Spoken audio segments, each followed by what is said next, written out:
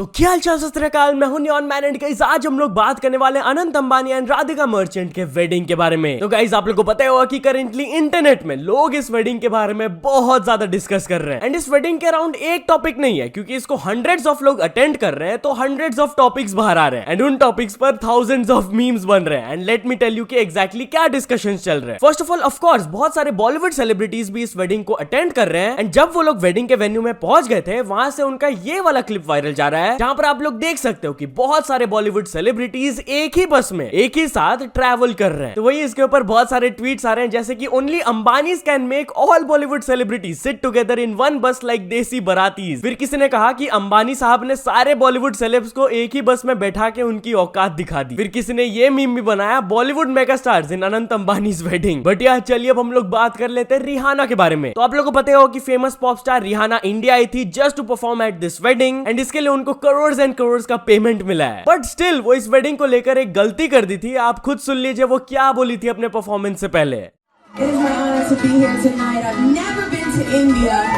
and thanks to the Ambani family, I am here tonight.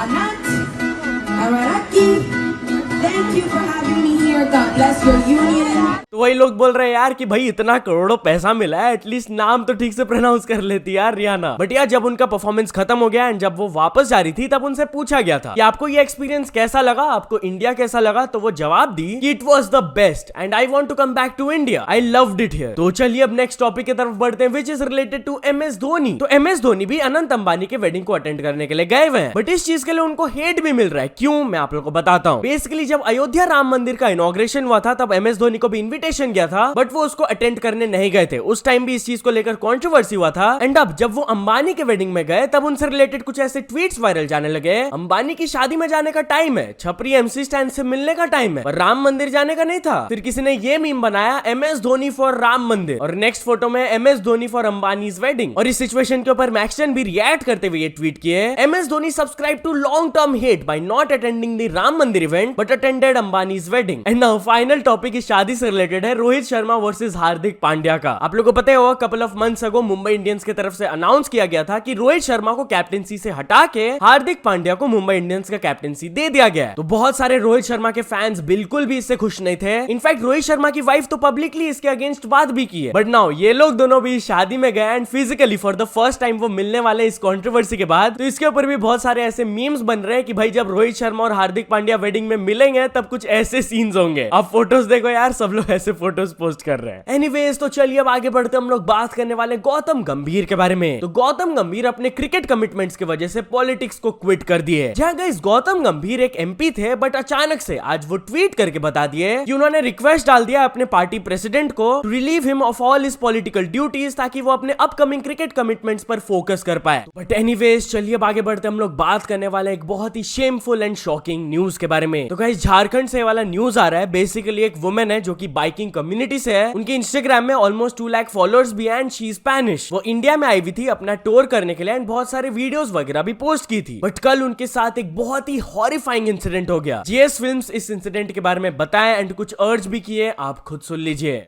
सो एक couple है, वो लोग इंडिया ट्रिप पे थे and the lady is from Brazil जिनका नाम है नांदा और ऑलरेडी उन्होंने काफी कंट्री ट्रेवल किया है बट इंडिया में कल उनके साथ एक ऐसा इंसिडेंस हुआ है जो बहुत शॉकिंग है। 7 लोगों ने गैंग रेप किया है और उनका जो पार्टनर है उसको भी पीटा है और साथ में रॉब किया गया। आई जस्ट अर्ज एंड रिक्वेस्ट फ्रॉम एवरीवन, इस न्यूज को मेन स्ट्रीम मीडिया तक पहुंचाएं, उन पॉलिटिशियन तक पहुंचाएं जिनके पास में पावर है कल्प्रिट्स को सजा दिलाने की।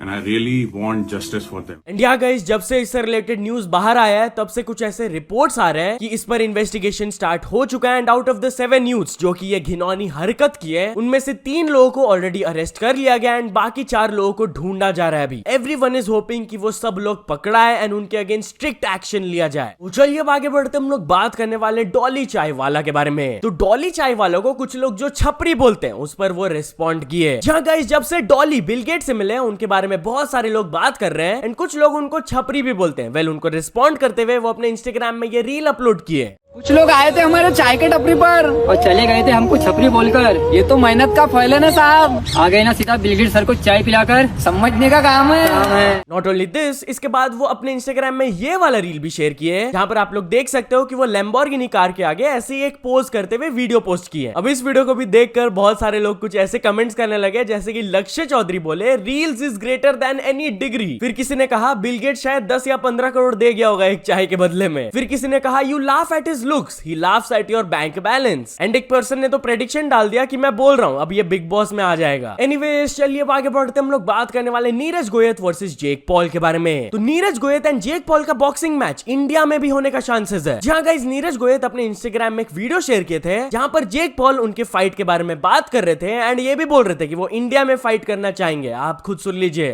तो क्या आपको पता है जेक पॉल इंडिया आने के लिए कितना एक्साइटेड है? I would love to go to India and beat Niraj up. There's 1.4 billion people in India. Our teams are talking, and I think there's definitely something exciting to come of Jake Paul versus Niraj. This event is very great for my Indian boxing community. I think he will never come back after once he will reach India. I will knock him out. और आप सबको एक और खुशखबरी देता हूँ। Now I am signed with MVP। उनके साथ मैंने कॉन्ट्रैक्ट साइन कर लिया है। अब मैं उनके साथ मिल करके ये फाइट इंडिया में करवाऊंगा कंफर्म। तो चलिए अब आगे बढ़ते हम लोग बात करने वाले हैं भुवन बाम के बारे में। तो भुवन बाम अपने अपकमिंग प्रोजेक्ट से रिलेटेड एक अपडेट दिए। बेसिकली वो अपने इंस्टाग्राम में ऐसे एक पोस्ट किए थे जिसके नीचे उनके एक फैन ने कमेंट करके पूछ लिया भाई कहाँ है आप, जिस पर वो रिस्पॉन्ड किए मोस्टली शूटिंग के सेट पे, बाकी तुम्हारे दिल में। बट वो ये भी अपडेट दिए दोस्तों मुझे पता है कि वीडियो का इंतजार है पर कुछ और आ रहा है, उसी के तैयारी में हूँ, खूब सारा प्यार। तो चलिए अब आगे बढ़ते हम लोग बात करने वाले मुनावर फारूकी एंड एक्ट्रेस हुमा कुरैशी के बारे में। तो मुनावर फारूकी एक्ट्रेस हुमा कुरैशी को थोड़ा सा रोस्ट कर दिया। जी हाँ, वो लोग दोनों एक शूटिंग के दौरान सेट्स में मिले थे एंड आप खुद देख लीजिए मुनावर क्या बोले। Hi Uma, Oh hi Munawwar. nice transformation. Thanks, yeah, I know I've lost some weight. नहीं पहले फिल्में करती थी अभी टीवी पे आ रही है।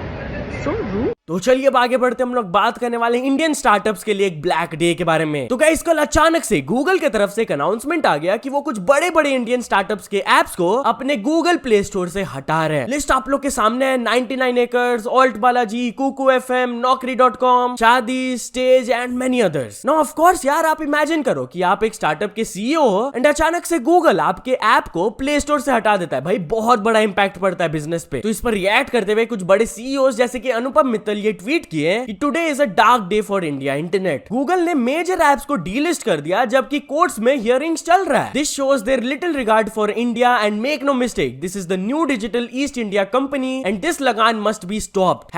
#save our startups एंड एक और लिखे वो #evil Google। इसके बाद कुकू FM के CEO ने भी एक ट्वीट किया कि Google is the most evil company for businesses. हम लोग का स्टार्टअप सिस्टम वो लोग ही कंट्रोल करते हैं। ऐसे अचानक से एप्स को डिलिस्ट कर देना इज टोटली रॉन्ग एंड ये चीज बिजनेसेस को डिस्ट्रॉय कर देता है। और एंड में वो एक रिक्वेस्ट किए we need the Indian government to step in and save the startup ecosystem. बहुत सारे लोग तो ये भी रेकमेंड कर रहे हैं कि इंडिया का अपना कुछ प्ले स्टोर टाइप का ऐप रहना चाहिए ताकि ये सब ना हो। बट यार चलिए अब आगे बढ़ते हम लोग बात करने वाले इलॉन मस्क वर्सेस OpenAI के बारे में। तो इलॉन मस्क OpenAI के अगेंस्ट लीगल एक्शन ले लिए। जहां गाइस कल ये वाला बड़ा खबर आया था कि Elon Musk has sued OpenAI and its current CEO Sam Altman for breaching the startup's founding agreements. उन्होंने एलिगेशंस लगाया कि OpenAI ने ब्रीच किया founding agreements by prioritising profit over benefiting humanity. Elon Musk OpenAI के initial board members में से एक थे एंड उन्होंने फंडिंग भी दिया था। बट नाउ ही बिलीव्स कि जब से OpenAI माइक्रोसॉफ्ट की तरफ से फंडिंग ली है तब से ये लोग का ऑब्जेक्टिव चेंज हो गया। ये लोग ज्यादा प्रॉफिट्स में फोकस करते हैं rather than ह्यूमैनिटीज बेनिफिट्स। तो चलिए अब आगे बढ़ते हम लोग बात करने वाले जया बच्चन के बारे में। तो जया बच्चन के ऊपर बहुत सारे जो मीम्स बनते हैं उनको ट्रोल किया जाता है, उन पर वो रिस्पॉन्ड की। जहां गाइस रिसेंटली एक पॉडकास्ट के दौरान वो ट्रोलर्स एंड ऑनलाइन हिटर्स के बारे में बात कर रही थी एंड उन्होंने कहा कि social media trolls are bitter people with no identity. उन्होंने चैलेंज किया कि जो लोग ये सब ट्रोल कमेंट्स वगैरह करते हैं वो लोग रियल लाइफ में आकर बात करें। If you have the courage तो कमेंट ऑन एक्चुअल इश्यूज और शो योर फेसेस। तो चलिए अब आगे बढ़ते हम लोग बात करने वाले बिहार से एक शॉकिंग न्यूज के बारे में। तो गाइस बिहार में एक वीडियोग्राफर को गोली मार दिया गया जस्ट बिकॉज वो बर्थडे पार्टी को रिकॉर्ड नहीं कर पाए थे ठीक से due to camera's low battery. जहां गाइस रिपोर्ट्स के हिसाब से बताया जा रहा है कि एक आदमी ने वीडियोग्राफर को हायर किया था अपने डॉटर्स के बर्थडे सेलिब्रेशंस को रिकॉर्ड करने के लिए, बट वो कैमरामैन का वीडियोग्राफी इंटरप्ट हो गया था ड्यू टू लो बैटरी। इस चीज को लेकर वो अक्यूज्ड बहुत ज्यादा गुस्सा हो गए। पहले तो उन्होंने गाली दिया, उसके बाद तो वो गोली मार दिए। विक्टिम को फटाक से हॉस्पिटल ले जाया गया था, बट वो सर्वाइव नहीं कर पाए। इंडिया करंटली उनके फादर ने FIR फाइल कर दिया अगेंस्ट द अक्यूज्ड एंड उनके अगेंस्ट स्ट्रिक्ट एक्शन लिया जाएगा एंड इन्वेस्टिगेशन चालू हो गया है। तो चलिए आगे बढ़ते हम लोग बात करने वाले एक बहुत ही रेयर मोमेंट के बारे में। तो गाइस, बचपन से आपने कभी ना कभी ये चीज जरूर डिस्कस किया होगा कि भाई अगर कोई लीप ईयर 29 फरवरी में पैदा हो जाता है, तब तो वो 4 साल में एक ही बार बर्थडे मना पाता होगा। वेल गाइस, ऐसे ही एक इंसिडेंट के बारे में मैं आप लोगों को बताने जा रहा हूँ। इट्स रिगार्डिंग अ वुमन जो कि 100 साल की हो चुकी है, बट वो 25 बार ही अपना बर्थडे सेलिब्रेट कर पाई है, क्योंकि वो बॉर्न हुई थी 29 फरवरी 1924 को। तो भाई लीप ईयर में पैदा होने का ये बहुत बड़ा फायदा है कि भाई आपको अपने दोस्तों को बहुत कम पार्टी देना पड़ता है। सीधा बोल दो यार, 4 साल में एक ही बार बर्थडे आता है यार, तुम लोग क्यों आ रहे हो। बट यार चलो दोस्तों, आज के वीडियो के लिए बस इतना ही। अगर आपको ये वीडियो थोड़ा सा भी पसंद आया हो तो लाइक कर देना।